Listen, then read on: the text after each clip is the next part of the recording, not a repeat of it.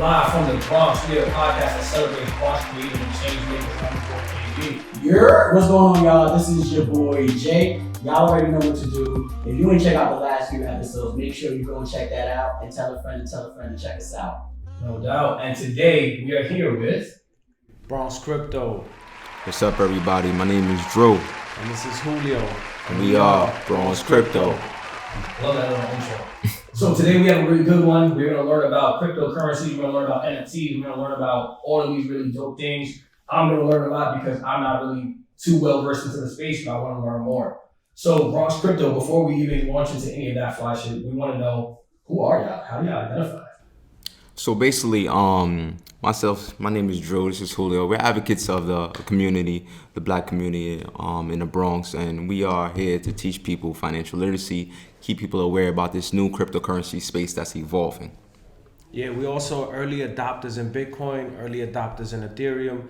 We got into the crypto space about 8 years ago, and we had a lot of early success, and we saw a gap. We saw that there was a need for us to bring Wall Street and Silicon Valley down to the Bronx. So that's when we created Bronx Crypto, and Bronx Crypto is a bridge. You know, we hear a lot about bridges when we're dealing with Ethereum and the blockchain technology. So we decided that Bronx Crypto was the bridge for the Bronx. So thank you for that. So some of the things you might have heard, blockchain, Ethereum, if you have no idea what any of that stuff is, don't worry. That's why Bronx Crypto's here. We're going to break down a lot of these things so you have an understanding of what we're talking about. Facts.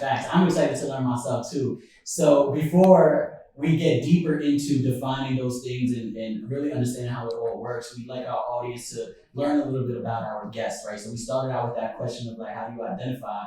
But being that this is live from the Bronx, and we like to highlight the amazing work that folks in the community are doing, what's your story? Where'd you grow up? Are you from the Bronx? I'm assuming so, right? Because Bronx Crypto's in the name. But tell us a little bit about your upbringing. Yeah, so with two Bronxites, I'm traditionally from Nicaragua. I came here, my parents immigrated in the 80s, and we lived in 196 in the Grand Concourse. That's where I was raised. Went to public school, then went to Catholic school, then went to high school. Went to All Hallows, shout out to All Hallows High School. Okay. Then I went to Mercy College here in the Bronx, shout out to Mercy. And fast forward a couple years, I got into the healthcare industry as a first responder, surgical technologist to be exact, in a local hospital. And that's where I met Drew. Drew, where you from? I'm from the Bronx. I'm from Uptown. So basically, I went to City College. I started working in the hospital, met Julio, and then he's the one that introduced cryptocurrency to me because I didn't really know. I wasn't really familiar with this space. So he introduced it to me, and I was the early adopter as well, and I invested. He told me to invest, so I invested my first amount of money, and I seen that it was very beneficial to me. So I said, we came together, and I said, you know what? He's like, I'm not going to say how much, but all right. So I said, you know what? I feel like we should take this to our neighborhood, take this to our brothers and sisters, and bring this information to them. Because, when it comes to college, we don't really learn these certain aspects of, obtaining generational wealth. So I figured that our people of color really needed this. Facts. Just real quick, so just want to stay on your upbringing really quickly, right?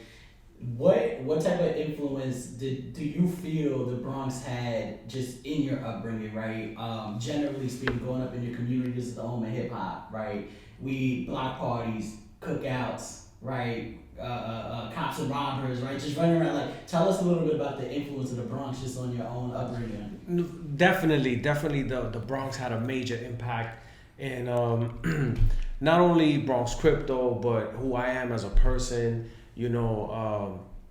I hear like a reel from Jay-Z when he's like, when I walk into the room, I walk in as myself. Mm-hmm. It's like when I walk into the room, I walk in with the Bronx on my back, like in my heart. Yes. You know what I'm saying? I was like, I'm from the Bronx, and you can't take it out of me. And when I walk into a room, I feel confident because I know where I come from, and I know the struggle. Yeah. I know how we've been able to overcome it, and it's just a motivational factor. That indeed. I want to come back to that, but Drew, I want to make sure we get you in there too. Just talking about the influence of the Bronx in your life.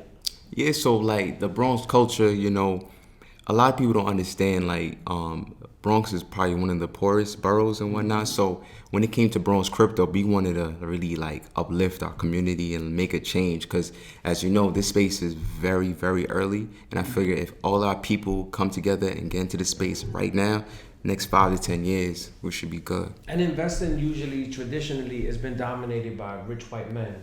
So, you know, it's actually not been inclusive. We've been kept out of this. Yeah. But now, you know, any crypto, any NFT sold in the park, I want in. We want in. You know what I'm saying? Facts. One of the things I just wanted to say really quickly, just talking about the influence of the Bronx, and we started talking about this as soon as y'all walked in, right? We see the kick game, the fashion. A lot of people don't think about the Bronx when we talk about fashion. Yeah. Right? Now, the Bronx is the home of like everything. The Bronx is a nucleus. Right, so within that nucleus, you have hip hop, you have fashion, you have music, you have food. A lot of it has to do with, like he mentioned, that the Bronx is one of the poorest nations in the country. It's also a diverse melting pot. It's like a gumbo or sancocho being cooked. It's like, yo, you dropping hella gems right now. I hope y'all listening and writing down these gems. So you know, that plays a big influence. Like, you know, I come down here to Mount Haven. I hear the salsa, I get the tortones, ceviche. I go 221st, I go to White Plains Road, I get the jerk chicken and rice and peas. Yeah. I go to Parkchester, I go see halal. You know what I'm saying? There's so much influence and so much to learn from. You go down to East Tremont, Crotona, you got the Africans, you know, the West Indians, the Ghanaians. You know, there's all different diversification. And that's a beautiful thing in the Bronx, and that goes to the fact one of the main reasons why the Bronx played such a part, not only in my life and Bronx Crypto and everything that we do. We influenced every day. Yeah, and Kevin, I'm gonna shut up after this because I know you probably got some thoughts. but one of the things you said, right, referencing that Jay-Z line, and you coming into any space, the presence you have. One of the things that I like to think about, and shameless plug, I wrote this Medium article called "Assets from the Hood." And the whole idea is to really think about what you just said, right? It's the presence you have, the confidence, the swag, fashion, culture, everything you carry with you when you step into a room, and understanding like how to hold on to that in any space that you're in, right? A lot of times, I can imagine for y'all too, right? Talking about investing, like in us, in education and the work that we do, we tend to be around a lot of white folks, right? And as you move up the ladder, you see who's kind of making decisions. They're white, often white men. And it's really easy to kind of feel uncomfortable, or like if you don't belong, right? We talk about imposter syndrome a lot. But the power in holding on to your story and your community and where you come from, I think will allow you to exist in every space as your true authentic self. So I wanted to uplift that and make sure we highlighted that, because it's so important, right? And it's a soundbite that you drop, but there's so much importance behind it. Okay. And I think, definitely check out Assets from the Hood. It's a really dope article. And to kind of piggyback off of what you were saying, and I think take us back, right? So thinking about growing up in the Bronx, did you have any type of like financial education? Like, what was the financial literacy like? That's a great question. So my financial education was seeing my parents work hard, day in and day out, waking up at 5 a.m. You know, rain, sleet, snow, summertime, sacrificing vacations. You know, we had it pretty difficult in the beginning. You know, but I seen that hard work, and everybody in the Bronx should see this. Like, when I come up on that Bruckner and you see that view of Manhattan, you see Billionaires Row, you see, you know, Madison Square Garden, you see, the Empire State Building. I feel like we're just a few train rides down, but how are they so rich and we are so behind? You know, that's one of the things when I see the Bronx, I just feel like it's our backyard. There's no reason why we don't have a seat at the table. Why we don't have our own table at the cookout. That's how I feel. And Drew, what about you? What was your financial education like? Yeah, same thing what he said. Like our parents, like what they went through, like working hard, working long hours and whatnot. Like it's just crazy, you know. So I don't understand. And the same thing he mentioned about like the city right there, right off the Bruckner, you could see it. Like why we can't be on that same level? Like It's a we're minutes every away. day. It's a reminder constantly every day, you know. And yeah.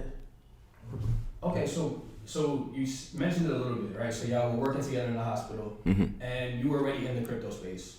How did you initially start that? And then my follow-up question to that is, why Drew? So like you obviously were kind of involved already. You were obviously there were other people in the hospital. Why did you see Drew and say, you know what, let's do this? All right, so let me take it back one step. So big shout out to my friend Nikolai. He was the one who opened my eyes to cryptocurrency. So, and what year are we talking around? We're talking around maybe 2015, okay. Right? 2015, around that time. And then, so let me break this down. Let me take another step back, because financial literacy is not a chore. It's a mentality.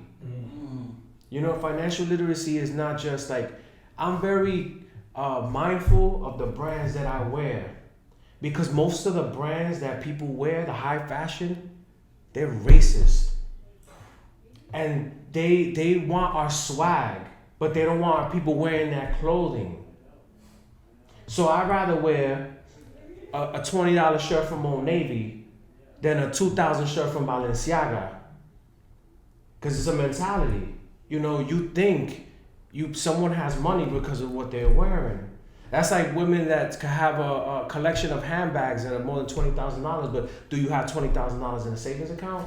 So let's stay here real quick, because we had this conversation all the time, Kevin and myself, and I recently was doing a speaking engagement where I was talking about this topic, right? And growing up, a lot of people would make comments and say, yo, you got a pair of $200 sneakers on, but you don't got no money in your pocket, right? Like you asking me for $1 to go to the store or something like that.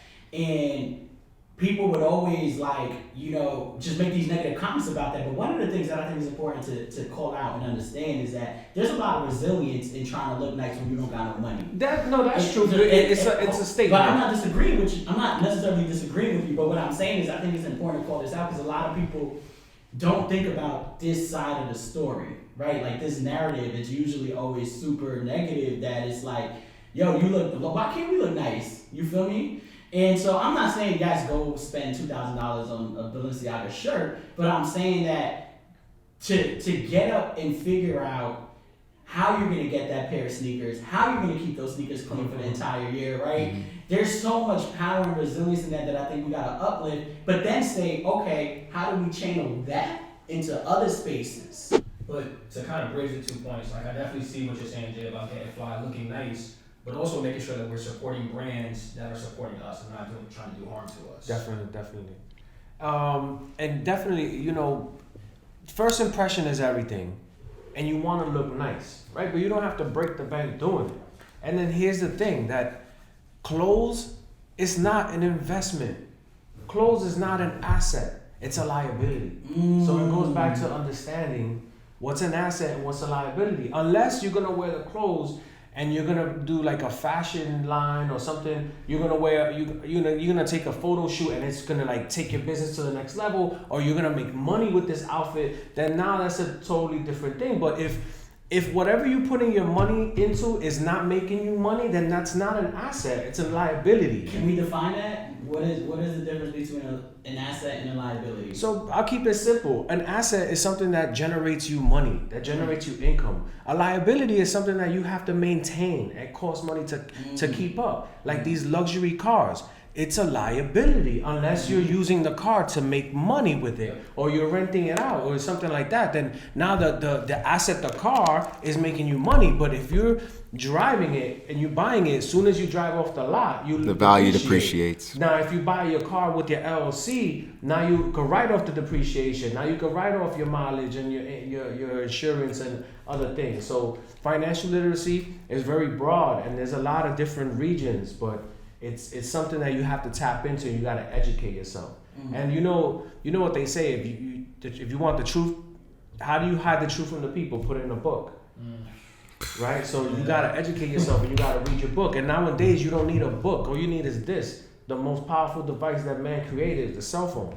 You could shoot a video, you could shoot a podcast, you could record a song, you could take photo shoots. This is like a walking business. Social media is a platform to generate business. You know, but if you want to spend your time twerking and doing memes and posting, I see people posting crazy stuff, and I'm like, wow, you're still broke. Don't forget. The filter does not make you look rich. You're still broke, bro. Yeah, and so you're and still it's okay broke. to do both, right? But listen, I think that the message is important, right? Like, if you are doing that, you turning up, because you oftentimes probably still spending money while you're out having a good time. I was just out last night having a great time, and You was working? no, but I mean, Oh man. I guess I was dancing, right? Being ratchet, but and it's okay to do that. But I think again, the importance of understanding, you know, how you're spending your money, right? What are you investing in, and are you going out every weekend and spending more money than you actually have? Yeah, it goes down to budgeting. Budgeting. It's like Budgeting is very financial important. literacy 101, and like a lot of people watching out there, sometimes you're gonna have to do something that you're not comfortable doing. Yeah. You might have to work a job for 3 or 4 years or 5 years. You might have to sacrifice 3 to 5 summers. Yeah. You know, it's just not like, you know, I'm gonna save money for a little while, and then when you got a few thousands, you go on a vacation or you buy something You spend it lavish all. and you spend it all, and you're back to zero, right? So let's talk a little bit about that, right?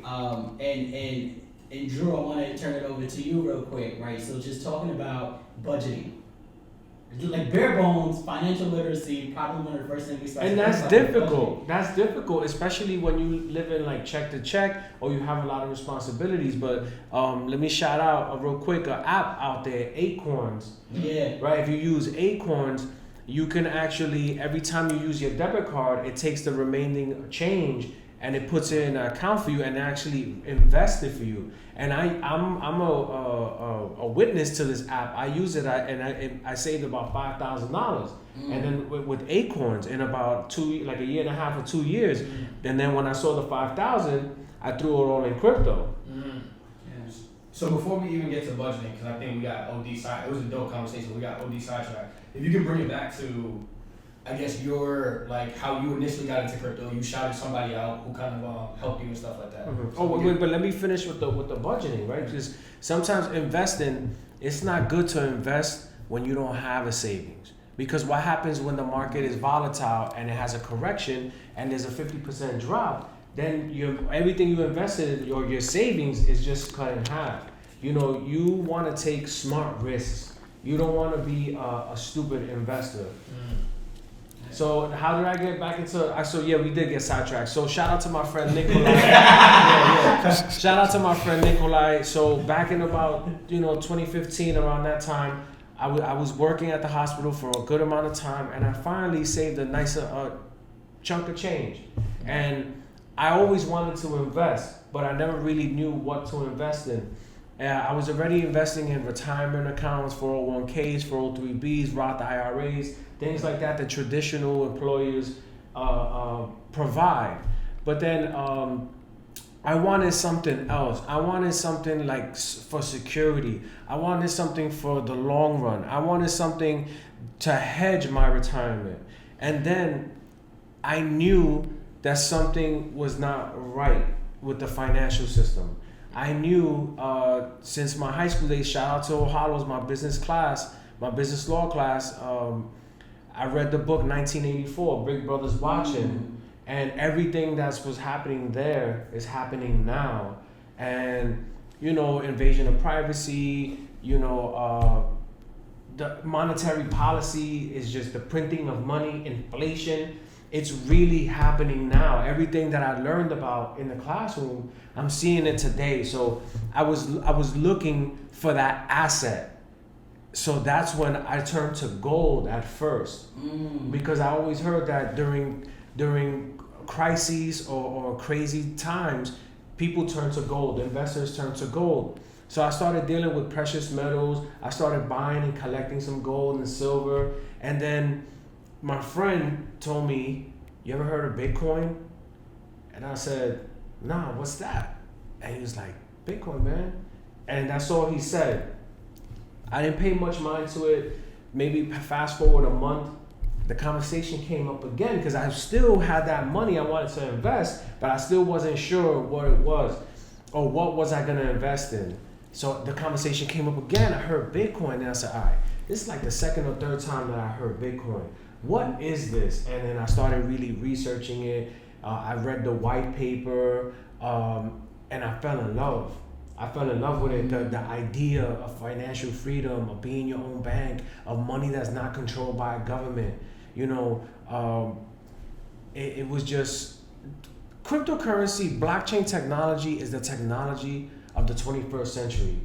This is it. This is gonna take us into that digitalized world, you know, and it's all gonna tie in with blockchain, Web 3.0, and shout out to my friend, because that was probably the smartest thing and the best decision I ever made. It changed my life completely. And look at now with Russia and Ukraine, Bitcoin's on the major stage. It's on the global stage. Everyone's talking about this, you know. So that's how I traditionally got put on with crypto. So I started telling people about Bitcoin, and nobody can get it, or nobody even wanted to pay attention to it. So I met Drew a couple years later, right? So when I first met Drew, I was like, wow, you know, these are young dudes, got a lot of energy. And when I met Drew, Drew was hustling legally. He had frozen drinks out. He had a small business with catering food. And anything he could touch his hands on, he was on it. And that's kind of my personality too. Like, I'm a go-getter from the Bronx, and that's how we kind of clicked. And I brought it to him. I said, "Yo, you ever heard about crypto?" And he was like, "Nah, what's that?" Like, I heard a little bit. My scammer friends be using it, and I was like, "It's not." It's not nothing about scamming, bro. It's the technology underlining it. And I remember I told so many people at work, and mind you, we work together. Yeah. So I put a whole bunch of people in a room, and I told them. At the time, Bitcoin was about $2,000, right? For one coin, which is we'll get back to the point how you said, are we too late? Yeah. Right? Yeah. So Bitcoin was $2,000. I told all these people, listen, I want 2,000. We were gonna pool like 10 Bitcoin in and make a big purchase, like $20,000. Cause not for nothing, I like to break bread. I've always been like that. I move with a team. I'm not just about I. And sometimes, you know, you try to put that out there and you see people just, not everybody's like you. Everybody move different. Well, so, that's also because we haven't been taught that, right? Mm-hmm. Like a lot of times people operate in isolation, and I think that's one of the dope things about what we're doing right now.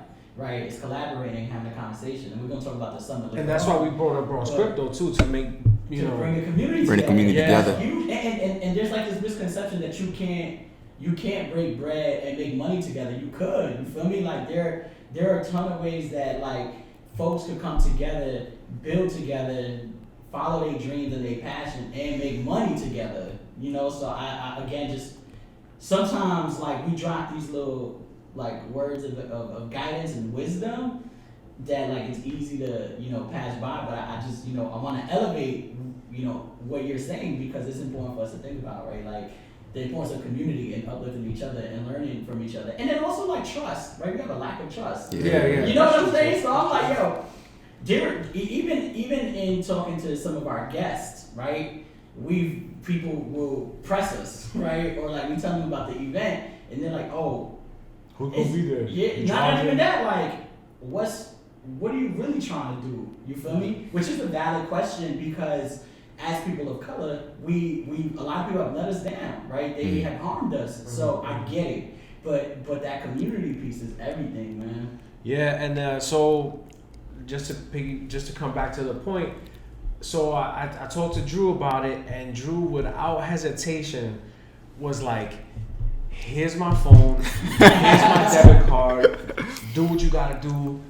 I wanna put a couple thousand in right now. I think he started with like $1,000 in like 7-8 months and grew to like 33,000. What made you want to like trust him and believe in him? You know what? Because of course I had to do my due diligence. I'm not just gonna give him $1,000. So I think it was like a few days later, he brought it to my attention, and then I was like, you know what? I seen that you could be your own bank with the DeFi, decentralized. So it gives you ownership of yourself. So you can be your own bank and you can gain interest. Because when it comes to cryptocurrencies, there's something called staking. So you could be your own bank, park your money, make your money work for you. So you park your crypto and you gain yield on that crypto. So that's what really brought it to my attention. So I said, you know what? Let me have this 1,000 here, put it in there, park it up, and then you could tell them how my money. And then like 7 or 8 months, he was like, Julio, look, and it was like 33,000, something like that, $30,000.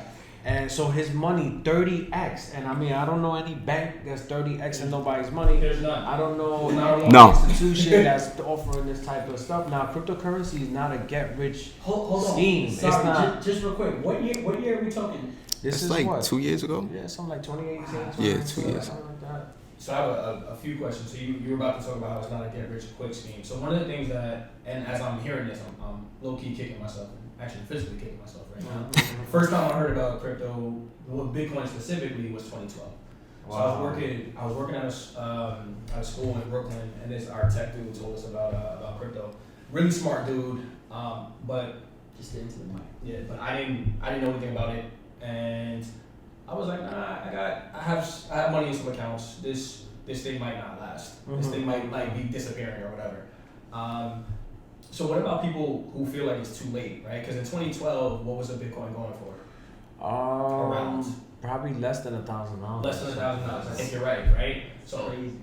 isn't it though? It was probably around $300-400 a coin, something like that. Mm. I think it was around that, right? But I was like, I don't really know what this is. I'd rather put my $300 in a Roth IRA, right? Something that makes sense to me.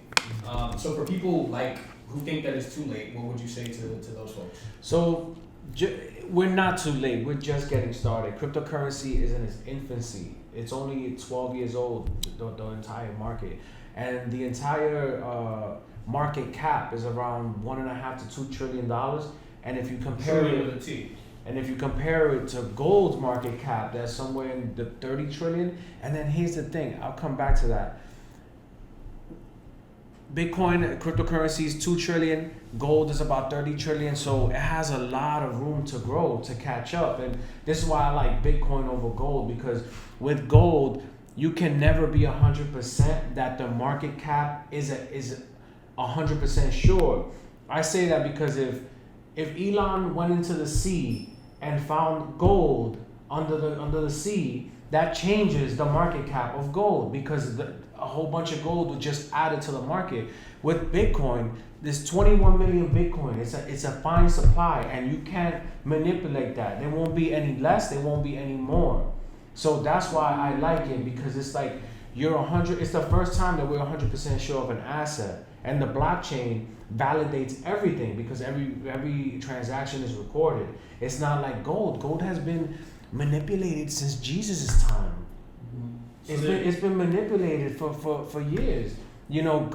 Governments buy gold and store it, and then just like, buy, sell it, and trade it. But if you look at how gold has risen and how Bitcoin has risen, it's just gonna get bigger, because Bitcoin is easily transferable.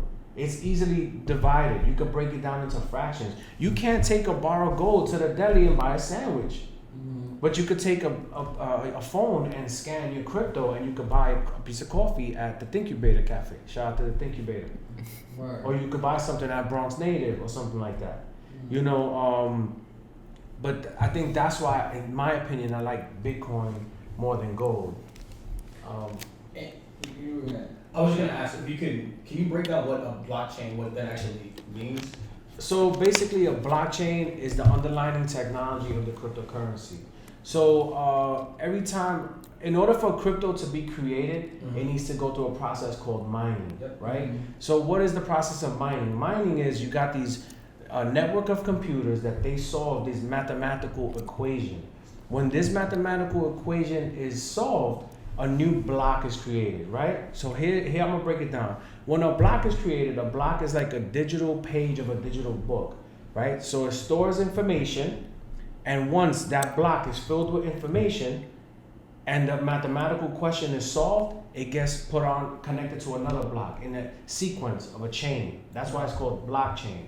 But the beauty of it is just that it records every single transaction and it cannot be manipulated. Why is that important? That is vital and crucial because it cannot be manipulated. No one can delete emails. Like they say Hillary Clinton deleted 33,000 emails. Nobody could destroy the hard drive or destroy. Once it's up there and it's unloaded, it can never be tampered. And it shows transparency as well. Yeah, So whatever I see, you see as well. So we can all can't see be it. tampered with. So there's a lot of digital currencies out there, Mhm. right? Like, how do people know which? Like we know Bitcoin's official, right? Mhm. Bitcoin's a store of value. Store of it's like value. digital gold. How do we know what to look into, what to invest? Because there's all these different currencies out there. So, in my opinion, first you gotta surround yourself with a community of people with like minds who want to get into this space, who are networking and talking about this space, like Bronx Crypto or any else, whoever you feel comfortable joining. Then you gotta do a little bit of research when you look at these cryptocurrencies. Look at the developers, look at the team, look at what industry are they trying to make an impact in. What is their goal? What is their technology? What's the utility behind it? What difference does it make? What makes it superior to the other coins? You know, and the ones that are gonna survive and make the people a lot of money are the ones that are gonna be used by enterprise, the ones that are gonna fix problems that we need to be fixed. So it's interesting, right? One of the things that we are also hearing about simultaneously is NFTs, right? And again, uses cryptocurrency as a platform to pay for things, right? And it's another form of investment that allows artists, especially to build and make a lot of money because of the royalties. Can you talk a little bit about what NFTs are? Just defining it, and then what type of currency is used for NFTs? All right, so NFTs is a non-fundable token. Mm-hmm. So what NFTs does, it gives creators a chance to show true ownership. And like you mentioned, you gain royalties, and everything's you build under a smart contract. You can talk about the smart contract. Yeah, and it's all built on the Ethereum blockchain. So most other coins are ERC20 tokens. So when you say, why is Ethereum used to buy NFTs? Is because most of it is compatible in the framework with Ethereum. So it's easy to transfer assets. That's why the Ethereum is mostly used to buy the NFTs, and everything's built on Ethereum, and even other chains like Solana or Polygon are built on top of Ethereum to help it scale, help bring down the gas fees. But the NFTs is like a certificate of authenticity. It's the first time that we can actually give an asset a birth certificate that cannot be tampered. And then in the future, NFTs are going to be used by industries. Like, you got to think about it like a digital coupon. So look at it as a digital coupon that you can have certain speculations or stipulations in it, right? So you can have one coupon with 3 different contracts. Like, the first person who uses it is going to get 20% off. The person who resells it is going to be able to gain 5% from the royalties. And the 100th person who gets it gets free stuff for a year. So all this is done with smart contracts, and it happens instantaneously. A smart contract is basically an agreement between 2 entities or 2 parties, and it executes when these agreements are met. So when you take this NFT and you buy it, then it execute the agreement, and it gives you the 20% off. When the next person gets it or he resells it, it executes the agreement of the royalty, and that person gets it, and it keeps happening. And the person who's like the originator of the also gets paid from all that, or he or she can write the stipulations in that smart contract of what they want. And if you use that into music, it gives the artist they can decide who gets to stream the music, who gets to watch the music, who gets to share it, who gets paid off of it, how many times I get paid off of it, just like Tory Lanez is doing. I was just gonna say, right? I think he sold his album for like $1 or something like that. Yeah, 1 million copies at $1 each, and then it's sold out like crazy. So And everyone that had that copy gained royalties. So let's say I bought $1,000 worth, I get 1,000 CDs. So now when I resell them at the price that I want to sell them, whatever he stipulated in that smart contract, he's gonna get paid from it, and it happens without him even knowing. When you sell it, boom, smart contract, it goes right to Tory. That's a different type of ownership. Yo, I'm just sitting here like processing what you're saying because it completely. So he's gonna get repaid. Not only he made $1 million with the drop in it, he's gonna get repaid 1 million times over every time that person resells it. Oh wow, that's crazy. So then the record labels are gonna have to have a sit down and see how they can use this technology to because if not, they're gonna lose all the ownership, all the power. Most industries are gonna lose the hold. That's what cryptocurrency does. It frees up. It gives you freedom. Wow, and this is huge, right? Because for so long, when talk about the entertainment industry, music, record labels controlled everything. They control like how much you're gonna get paid. They control the marketing. They control everything. And then the artist is usually left with nothing. Yeah, 360 deals. Yeah, slavery deals. Yeah, and now we're saying like that step that Tory just took. If other artists are paying attention to that, now imagine like you get 5 more artists to do that from the same record label. And so here's the thing. So in crypto, there's few terms like slang terms like hodl to the moon. One of the big ones is called the flippening. And people think that one day Ethereum is gonna flip Bitcoin's price. That Ethereum is gonna take over. And I kind of don't 100% agree, but I can see that Ethereum is gonna make its run because just with all the advancements, the technology, everything is basically run NFTs, on the Ethereum network. So and the NFT is a smart contract, so you can eventually. What's starting to happen already is they're having the sale of real estate on Ethereum through NFTs because it's like a deed. It's a smart contract. So how do you? And even if so when you go and you want to show, oh, I own this house, all you got to show is the NFT, and the NFT is not gonna be a Bored Ape or something like that. It's probably gonna be like a barcode or something like that, and you just show, you scan, and it gives you 100% ownership. So NFTs are gonna be the new card, the new keys. Like you're gonna go into your Tesla. How do you know it's your Tesla? You scan the NFT, it just lets you get in. What is Ethereum selling at right now? Ethereum is a little bit under. I think like like 2.8 right now. 2000.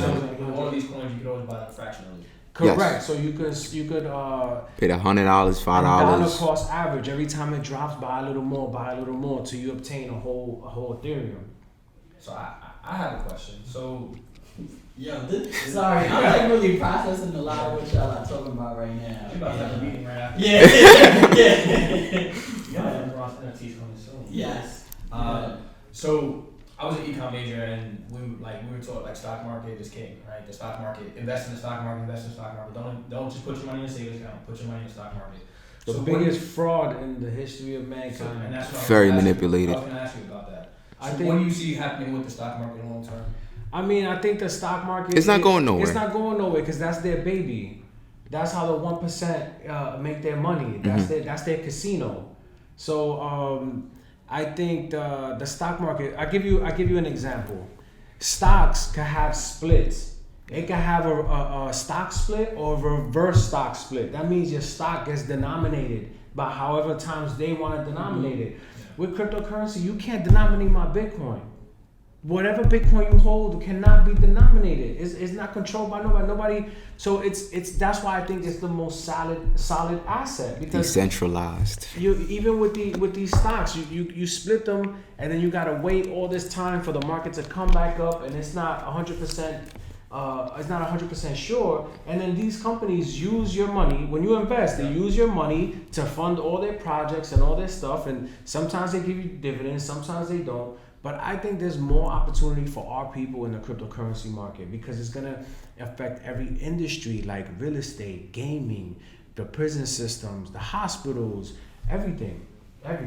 Yeah, we also saw, just in talking about the power of crypto, El Salvador becoming the first country to accept, cryptocurrency as a form of payment. And so I haven't followed too much of it, like, how that's going or the impact of it. But could you just talk a little bit about, like, why that's such a big deal? I think it's a big deal because it lets the United States and the rest of the world know that countries are looking for a safe haven asset. They're tired of being hostage to inflation because look at Venezuela. It's one of the richest countries in petroleum, but their money's worthless and the people are starving. So it's happening all around the world, and not just El Salvador. Look at Ukraine. Ukraine is accepting donations. People are donating cryptocurrency to them, and the United States can't really do anything, but they should, in my opinion, pioneer and be the ones to lead this new frontier, because we can't let another country, like let's say China, get their hands on this technology, because this technology is so powerful that it can dominate the world. Whoever controls this technology is going to control the world. So I think the United States need to jump on this. They need to regulate this. They need to find out, which we need regulation, because we can't have bad players in this system. We can't have terrorists. We can't have drug cartels. We can't have people manipulating, like pump and dump schemes.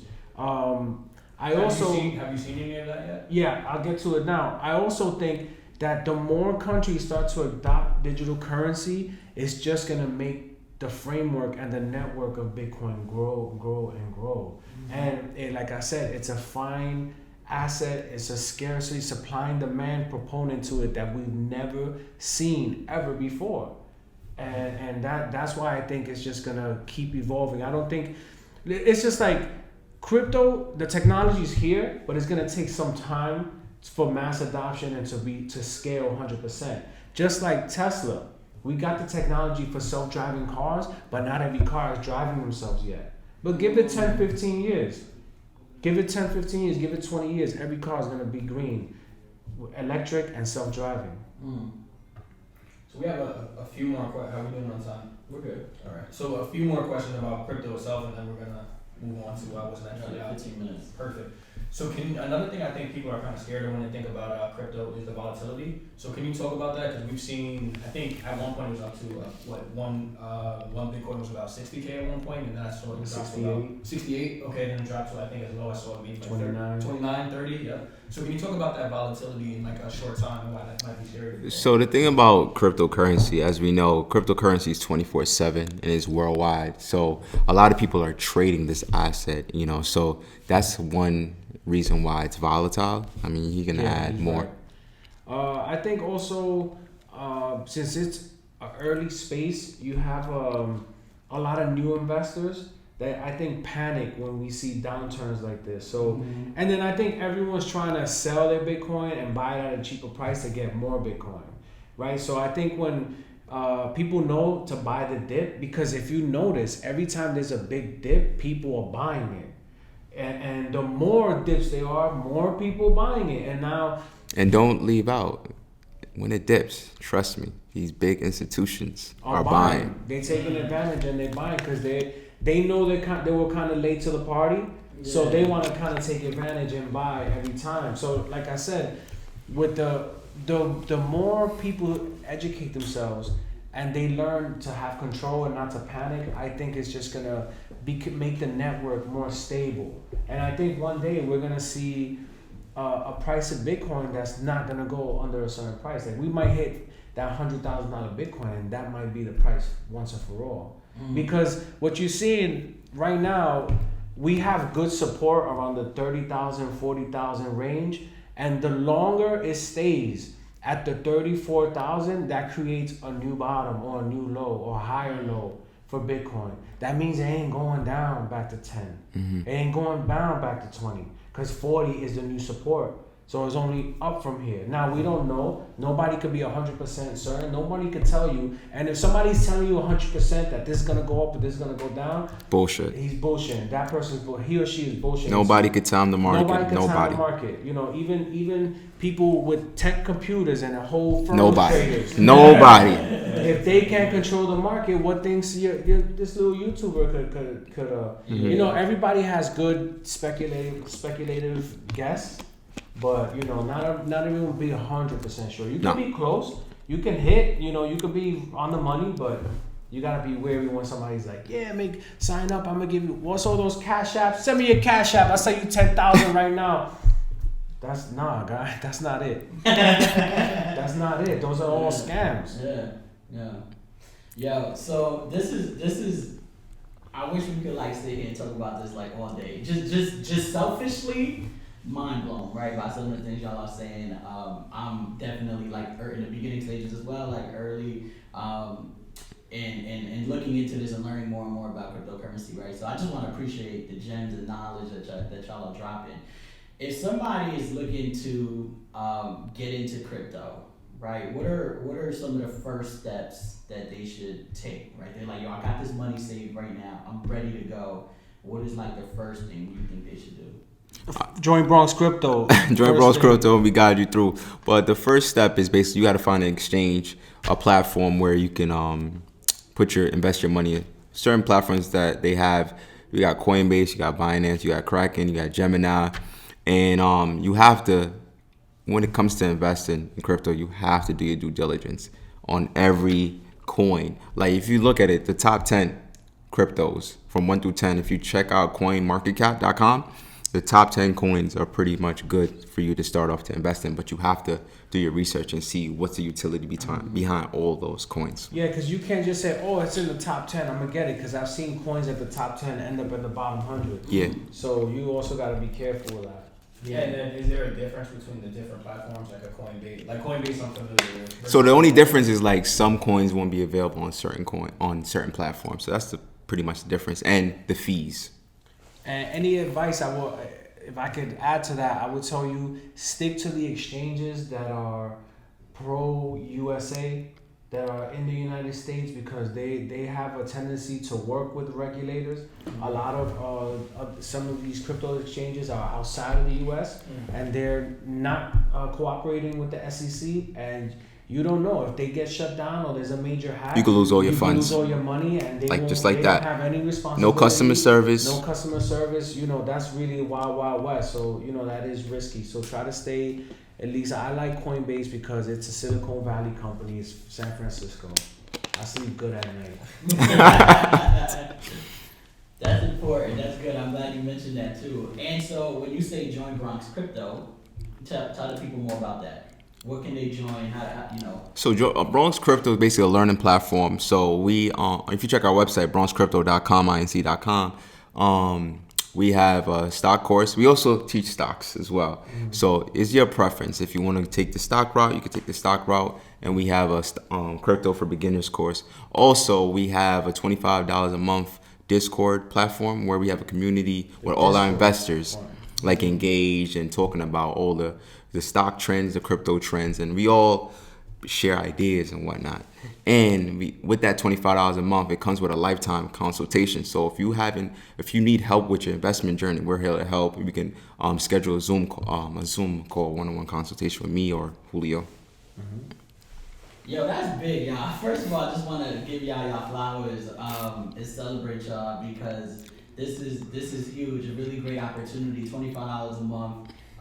You know, if you have a job and you can spare that, like this is something you definitely want to invest in for your future. And lifetime consultation is unheard of. And I think our price is very reasonable because I know by experience I've joined groups before and I spend a lot more money and I didn't learn shit. Yeah. You know, so be careful with these groups. I get DMs all the time. I'm a Forex trader. Join my this, join my that. I can make you this. You gotta be careful, man. You gotta be careful. you know, and like And they're I charging said, like thousands. And you know, just a disclaimer: we are not financial advisors. You know, we are not financial. Self-taught. We're self-taught. We learned this through the ups and the downs. And the thing about cryptocurrency is in an infant stage. I can't stress this enough that we're already at the bottom. We can't go any lower. Like the only way is up. You understand? Like I get like Bitcoin. Of course, it can be volatile. The prices could go down. That's not what I'm saying. I'm just saying. I explained about the Bitcoin and the new higher low was at 40. Yep. I don't think we're going past. Going back down. The only way is up. So I think now is a good time for you to really roll up your sleeves and get your hands in the game. Get some skin in the game. So what's next for y'all, for Bronx Crypto? So you mentioned a lot of the different opportunities. So this week we just wrapped up like a borough-wide tour. We did we're capping it with you guys. You guys are the last podcast this week. Shout out to everybody, Bronx Connect, the Nero Twins. Shout out to the TMJ Gallery. Shout out to Bronx Connect. Shout out to Bronx Native, Bronx Logo, Bronx Brand, everybody in the Bronx. I like wearing Bronx-based merchandise because it represents who we are. Represents who we are. It represents us. Like before I go put my money in Gucci, I'd rather put my money in Bronx Native or Bronx Logo or Bronx Brand or Bronx Crypto. People who actually care for the community. And we gotta support one another. We gotta, re-tag ourselves, comment, like, subscribe, share our videos, put it out there, because if Live from New York, Live from the Bronx wins, Bronx Crypto wins. Yes, if Bronx sir. Native wins, Bronx Logo wins. So this is how we gotta push it. Thank you for that. This would, like Jay said, we would love to have you here for like another 3 hours because I have shit ton of questions. $25 membership. Word. Listen, that's doable. Yo. That's doable. How much you spent last night? Right? Tell me about it. I want to put this out there too because when I first thought about Bronx Crypto, I looked for everywhere. I said, there's nobody in the Bronx teaching any crypto or any stocks or any nothing. Like, I saw the gap. I saw the lane. I saw the opening. And Bronx Crypto, and I say this proudly, we are the first to pioneer cryptocurrency in the Bronx. And we own the name. And we could have took this anywhere. We could have went to Westchester. We could have called it here. We could have went anywhere. But we wanted to focus on something that our people needed the most. And that's why we started Bronx Crypto. So I'm proud of that. And I'm sure there's going to be a lot of copycats popping out sooner or later. But we are the first. The originators. Bronx Crypto. Bronx is the home of hip hop. And now it's the home for cryptocurrency. Yes, sir. That's a bar.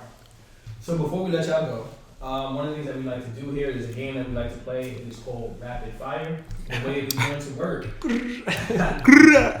thing I love about this is I don't even know the questions either, right? See, that's what hanging out with the young kids. They got me saying, Yo, that's how I So Jay you got 6 questions, right? So we're gonna do 3 and 3. So it's about 6 questions. So 3 for you, Julio. 3 for you. all right, is there a time limit? Is there any... So yeah, that's first thing that comes to your mind, right? So don't take too much time. First thing that comes to your mind, all right? All right. Cool. Jay, you ready? Ready. Favorite Bronx-based restaurant? Choco Bar Cortez. All-time favorite hip-hop album? Fabulous. If somebody was coming to visit you for the first time in the Bronx, first place you're taking them? Botanical Garden. Favorite store to shop at? Fashion. Be honest. Yeah, whatever comes to mind. Zara. Oh, that's mine too. One of my favorites. All-time favorite sports team, any sport. Yankees. Ready? Mm-hmm. All-time favorite book.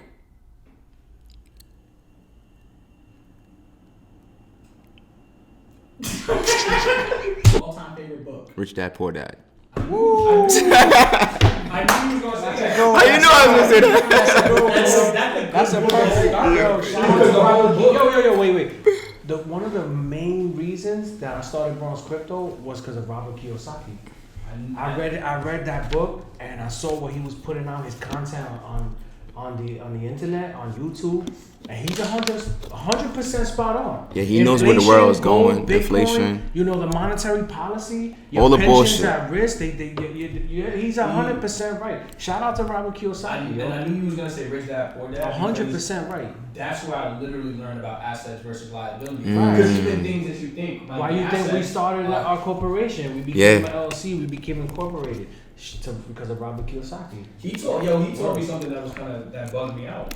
I learned from him that like a house is not necessarily an asset, right? Like a house can be, right? If it's a but if you're struggling to stay up to bill, you can't change the boiler if you got a freaking leak in the roof. And that's a good point because I see a lot of people, right? Let me say this, and I don't want to discourage anybody because with hard work you can achieve anything. Most of us in the Bronx will never own real estate. You will never own a house. The way the prices are and the way that the inflation is going, the assets of the properties are going to be so expensive. They're probably going to be handed down from family to family. Like my mother left me a house, my father left me a house, my grandma. But with cryptocurrency, you could own virtual real estate with Decentraland and Sandbox. So that's another reason why you need to tap into this market, guys. And I think we're gonna stop there because we have a really dope event coming up. So the event is called the Bronx Summit, Friday, May 13th. And guess what? They can't give away all the secrets because Bronx Crypto is going to be in the building for the Bronx Summit. Make sure you tap in. You're gonna May be there. 13th is going to be super lit. Super lit. Facts. Super excited. We will be sharing more information soon. Very soon. And the buzz around it is real because I'm already hearing people talking about the summit. So it's gonna be lit. Make sure everybody come through and show love, man. Everybody. What is it, May 13th, man. Tap in, RSVP, get your tickets. All of the above. So before we let you go, if you could throw out your social media, how can people find you? Alright, so on Instagram, you can find us on Bronx_crypto. Our website, bronxcryptoinc.com. Also, we have Bronx Crypto merch, where you can see on the website. You can place an order or, direct message us. Anything you'd like to share? Yeah, stay tuned. You will be seeing us in your television screens soon. I like that. And Jay, if you don't mind throwing out our social media real quick. Yes, follow us across Instagram and Facebook at Live from the Bronx. You can hit us on Twitter at Live from the BX. Check out our website, livefromthebronx.com. Send us an email. Let us know who you want to see on the show. Ask questions. Reach out to us. info at livefromthebronx.com. Out. Season 3. We're here with Bronx Crypto, still killing it. Thank you for having us. Peace.